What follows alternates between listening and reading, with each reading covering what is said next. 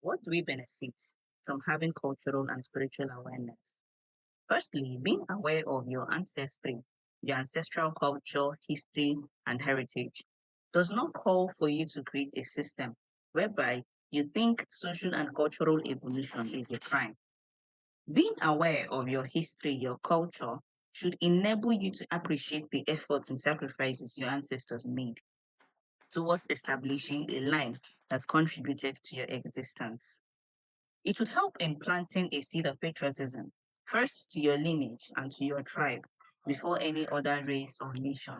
And this spirit of patriotism will aid in growing what Lili will regard as Umunamwezuako, Ilonasi, and now.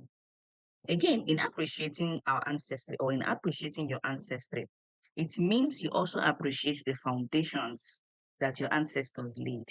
Hence, it will create a zeal in you that would prompt you into building upon the structures your ancestors have created because the foundation they have laid has structural integrity. By understanding and absorbing these philosophies of Igbo, it would contribute to the decrease of crime and criminality because in Igbo, we are known by the principle of Akajaja.